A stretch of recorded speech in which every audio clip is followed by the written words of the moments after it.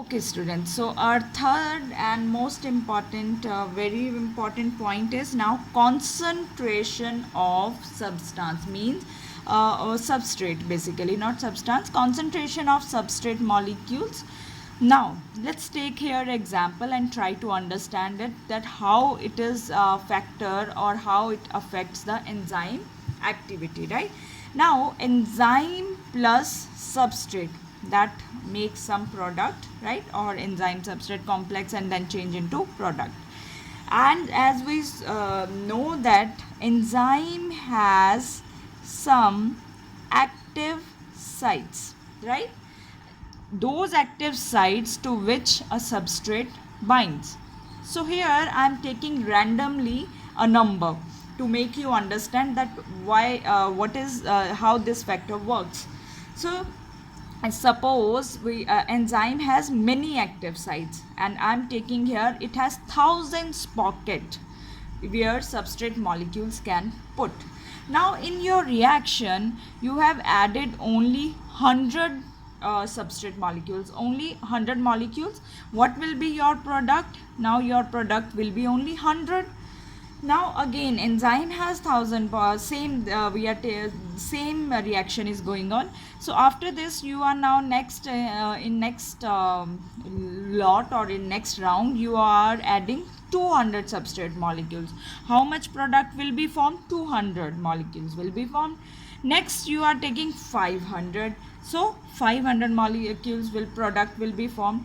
Next you are taken absorbed all the enzyme sites, 1000 substrate molecules you have added, and how much product will be formed? That is the 1000 product will be formed. In next round now 1100 substrate molecules you are adding, but still how much product we will get? 1000, because what is the active sites present on enzyme? 1000.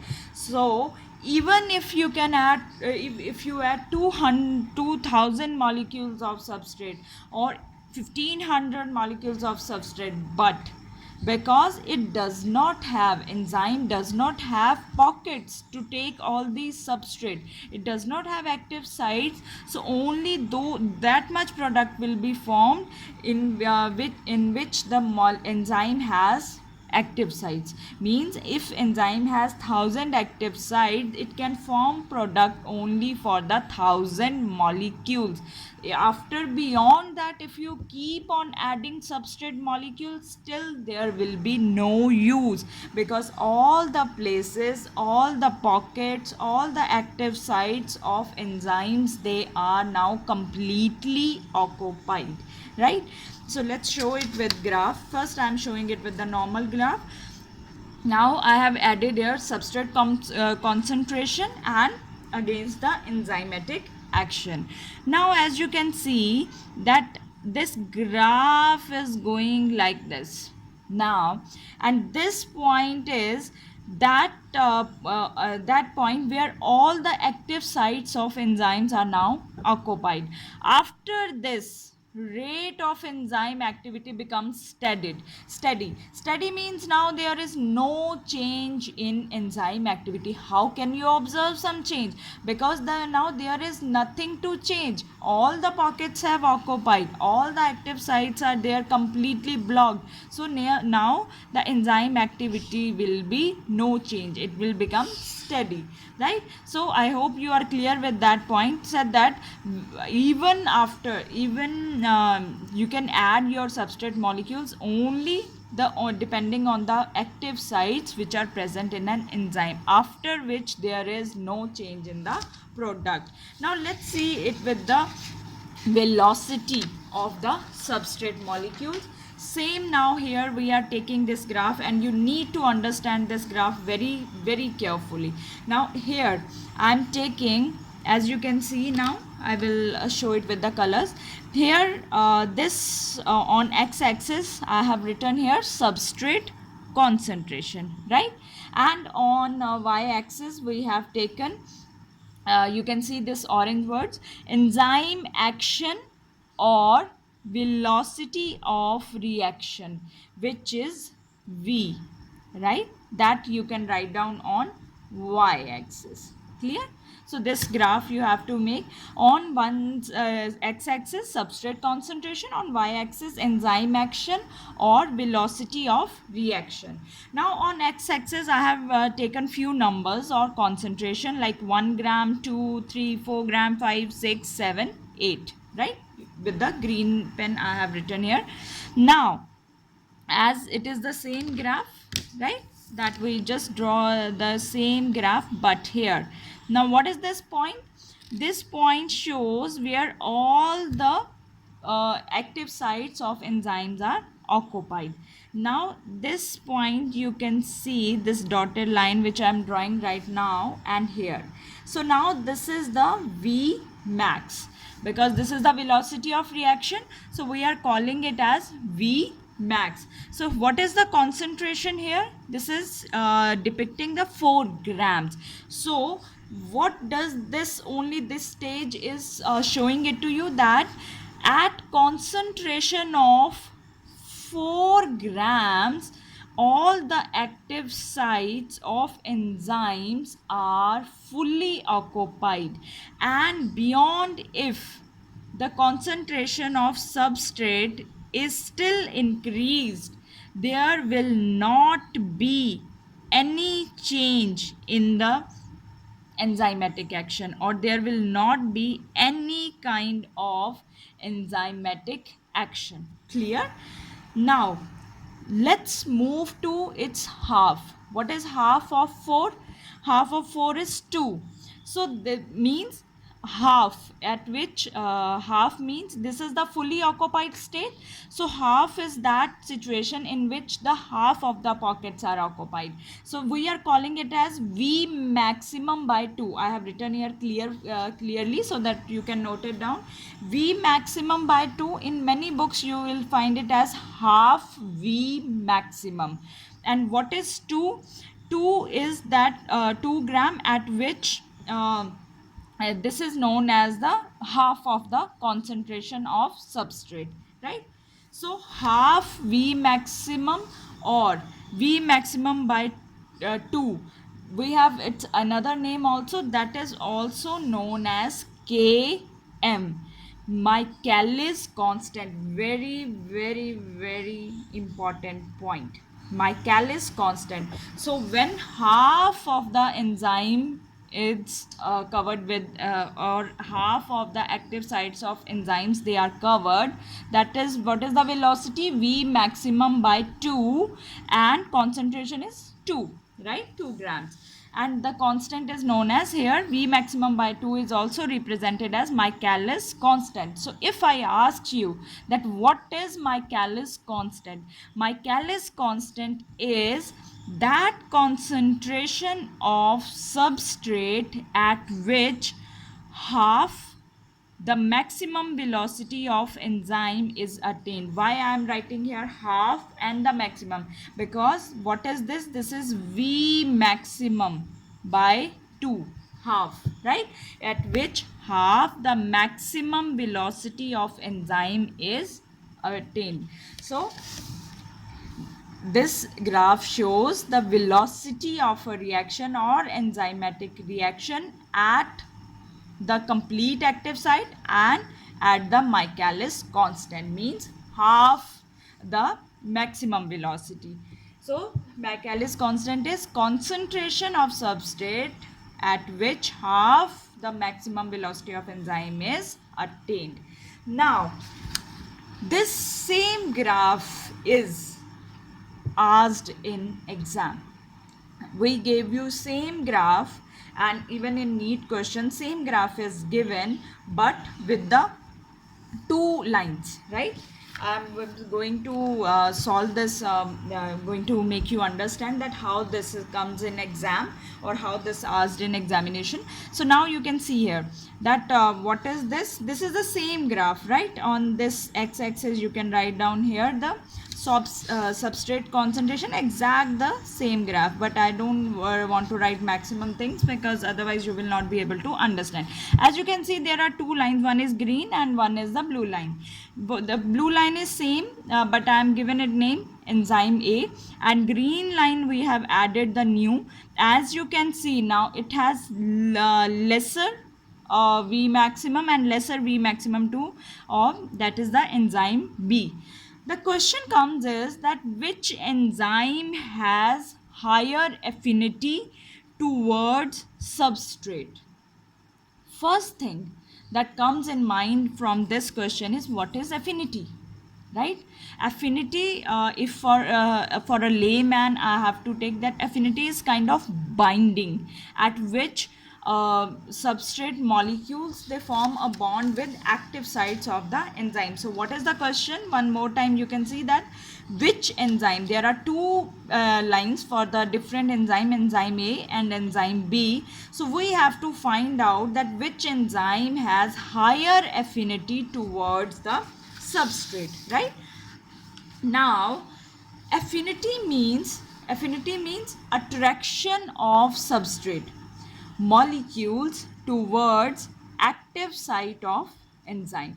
Means how fast these substrate molecules they get attract, form a bond towards the active site, that is called affinity. And what we have to find here, we have to find that enzyme A or enzyme B, which one has that kind of passion, that kind of affinity towards the substrate, right?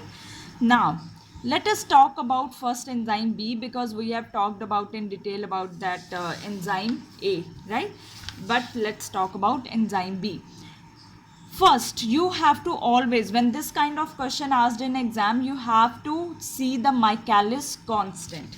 Now this, you know that this is V maximum 4 and half is green one, that is 2.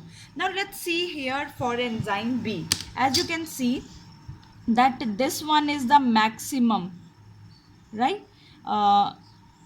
This one is okay, this blue lines, these are for your, these all blue lines, these are for enzyme A, and I'm using completely green color for enzyme B.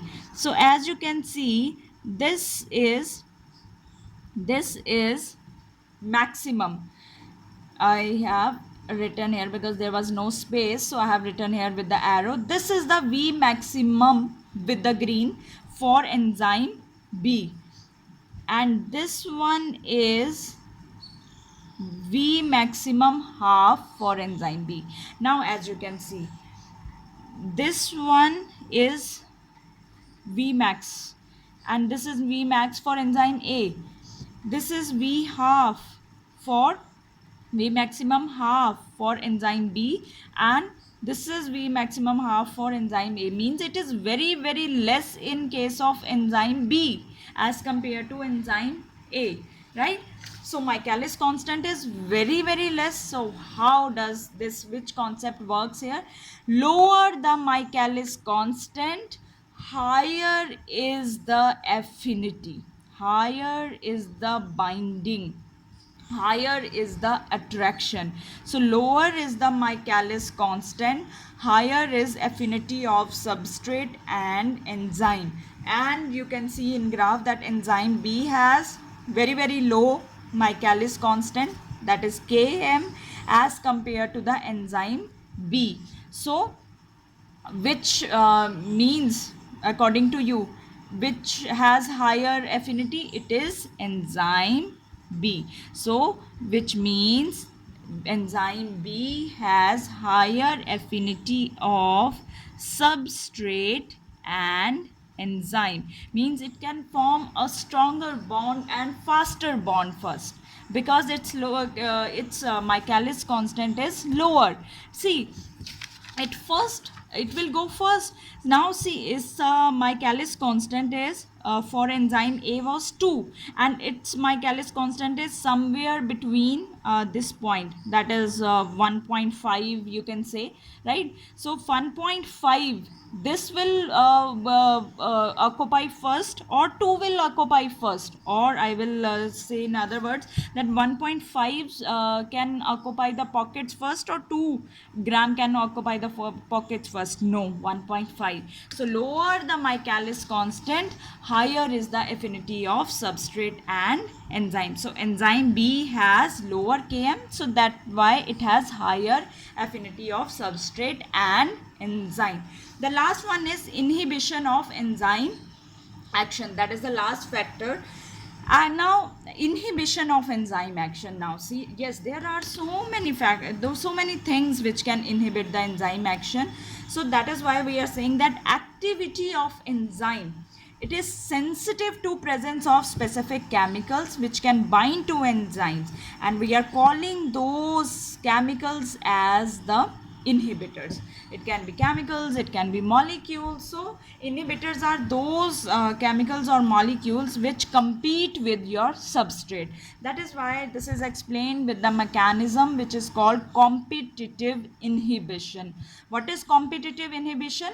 In this, inhibitor competes with substrate molecule to bind with enzyme. So competition occurs here, that who can bind with the maximum concentration and faster rate. Now there is enzyme I have made here. This orange one is substrate and green one is inhibitor. This blue one is inhibitor. Now as you can see that because it has very close structure similarity with respect to the substrate, it gives proper very tight competition to the substrate. So 50% of sites is occupied by substrate and it forms ES complex. Now one point you need to remember here, that this ES complex is temporary. It is not permanent. That was our yesterday's lecture. We know it that it is temporary, right? And product will be released, formed, or enzyme will be released. Clear? Now 50% of sites, they are covered by enzyme inhibitor, but now this is not temporary, this is a permanent complex. So it means 50% of your sites are blocked completely. It means substrate product formation is also going to affect in this case. Now because very structural similarity, due to close structural similarity with substrate, inhibitor always competes with substrate at the binding site of enzyme. So what happened here is that this like if we understand this with the example, succinate if changed into fumarate. Now the which enzyme is activating here? Succinate dehydrogenase is responsible here. So if succinate dehydrogenase is only there, then substrate is succinate. So complete succinate will change into fumarate, complete 100%. But now if we add malonate, malonate act as inhibitor. So if malonate is there, 50% of the enzyme sites, they are occupied by malonate, and 50% sites, they are occupied by succinate. So result is very clear to you that very few fumarate is synthesized, because enzyme inhibitor complex is permanent. So it will block 50% of the sites. The same concept of competitive inhibition is used to control the bacterial pathogen, right? So in my next video I will discuss with the another mechanism tomorrow with you, that is about the non-competitive inhibition, and we will discuss about the classification of enzymes. Till watch these videos and clear your concepts.